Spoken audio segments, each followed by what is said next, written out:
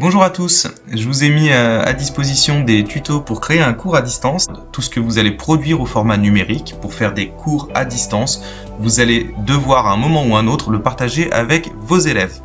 Donc on part de zéro, on part de l'écran Windows classique et on va voir comment mettre des documents sur le cloud. J'ouvre une page internet, je suis sur la page Google et pour beaucoup d'entre vous, vous avez une adresse Gmail. Donc si vous tapez Gmail, je ne vais pas prendre les raccourcis, on va y aller calmement. Vous ouvrez votre compte Gmail, vous avez une petite interface qui charge vos mails. Et ici en haut à droite, vous avez une suite d'applications, dont une application qui s'appelle Drive. Vous cliquez sur Drive. Vous arrivez sur ce type d'écran. D'accord? Un Drive avec des photos de vêtements. Et typiquement, ces photos sont accessibles depuis partout. Je peux partager ces photos avec tout le monde. Et c'est mon Google Drive. Donc, vous n'avez besoin de rien pour créer un Google Drive. Vous n'avez pas besoin d'installer Google Drive. Vous accédez à Google Drive depuis votre Gmail.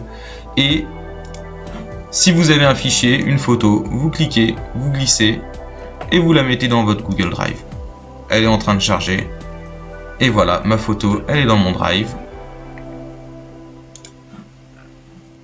Alors, bien sûr, il essaye de vous proposer de l'utiliser, d'installer. Et voilà. Et la photo que j'ai téléchargée, elle est ici. Voilà. Vous pouvez faire la même chose avec une vidéo. Vous avez une limite de stockage qui est de l'ordre de 15 Go, ce qui est largement suffisant pour faire une bonne dizaine de vidéos de bonne qualité si vous souhaitez faire des cours en ligne pour vos élèves.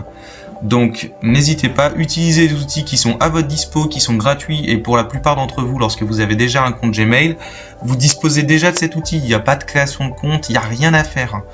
Dernière petite chose, quand vous mettez un fichier dans votre Drive, ce fichier, vous pouvez faire un clic droit dessus.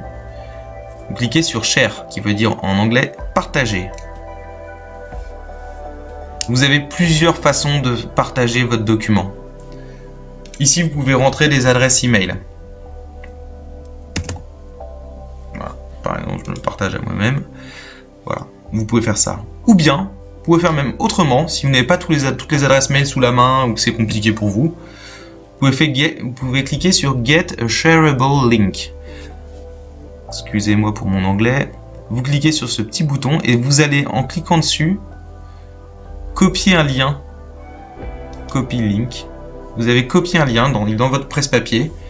Et ce lien, si vous le donnez à quelqu'un, n'importe qui, en cliquant dessus, il aura accès à la fameuse photo que je viens de sélectionner, à ce document-là. Je vais coller le lien sur un petit fichier texte pour que vous voyez. Bon, il n'est pas très sexy, je vous l'accorde.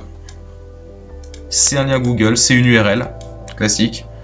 Et toute personne qui va copier ce lien et le coller sur Internet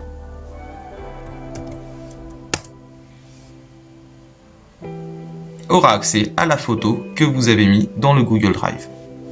Voilà, c'est pas plus compliqué. Mais c'est absolument indispensable pour la suite des vidéos que je présente. Si vous savez faire ça, derrière, en suivant les autres tutos, vous saurez faire un cours en vidéo et le partager avec tout le monde. Ces 4 petits points, quand vous ouvrez une page Google, la plupart du temps, alors forcément je suis sur Microsoft, mais je vais refermer Internet, je vais fermer mon fichier texte, je vais ouvrir Internet. Quand vous êtes sur Google, ces petits points, ils sont là. Je mets mon curseur dessus, il y a écrit application Google. Cliquez dessus et dedans vous avez beaucoup de choses. Vous avez votre Drive, il est là. Allez, je vais être sympa. Si vous voulez vous amuser, vous pouvez commencer à regarder ce que c'est que ce truc-là. Classroom. Vous avez la possibilité d'aller plus loin en faisant ça, en mettant des devoirs à disposition et en permettant de mettre des contrôles et de pouvoir récupérer les devoirs de vos élèves dans un seul et même endroit. Ce sera l'objet d'une prochaine vidéo. C'est ça qu'on appelle mettre dans le cloud, et c'est ça qui est utile pour pouvoir partager des contenus avec un grand nombre de personnes. Voilà. Sur ce, je vous souhaite à tous une bonne fin de journée et je vous dis à bientôt pour une prochaine vidéo.